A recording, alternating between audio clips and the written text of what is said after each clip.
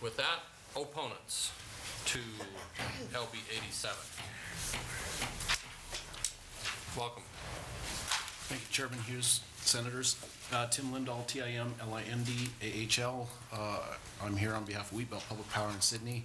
I have the same concerns on this bill as I mentioned with the last bill with the diversity and how our system operates. When we size systems, you know, we're sizing it for when that house or service or whatever is using its peak load. But again, like today, they're not using the heat, but tomorrow when the winter storm comes, that's when they're going to be using the energy. And my concern is that it doesn't put us in a regulatory conundrum, especially with our transmission system. And I want to emphasize that. But I really want to focus on what we have been doing. You know, that was mentioned. What have we been doing? In 2007, we had an industrial customer potential come to us and want to locate in Nebraska in our service territory. And as part of the agreement, they wanted to self-generate with a waste product as part of their process of 1,000 kW, or about a third of their service. And so in 2011, our board of directors allowed that and said, no, that's fine. You know, it met our regulatory obligations, it met our engineering obligations, and it met our economic obligations, so we didn't shift costs. So we have had for 10 years now a very good partnership with industry with 1,000 kW unit, and we would do it again if it made sense going forward and fit in our engineering needs. A couple other things we're focusing on. You know, we're spending a lot on engineering. We talked about battery technology. Battery technology for storing electric energy maybe isn't quite there. One of our warehouses, we're doing a test right now where we're actually using in-floor heat and concrete as a battery to store heat.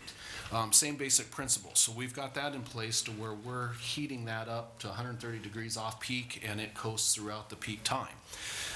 When we eventually put our solar system in, that will be changed to where we will utilize our solar system during the peak of the day to heat that floor up and let it coast, you know, essentially being off grid overnight. So we're looking at those type of things and really trying to prove those out as a system, taking on very minimal risk that maybe we can use for solving some of these net metering issues, especially with the sizing issues.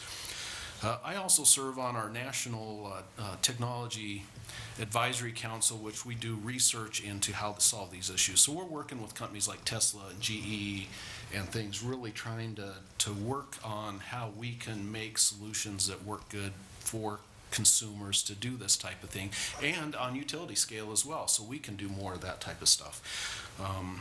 The last thing I wanted to bring by, to my knowledge, hasn't been discussed yet. We have not seen a problem with this, but cybersecurity is getting to be a bigger and bigger deal.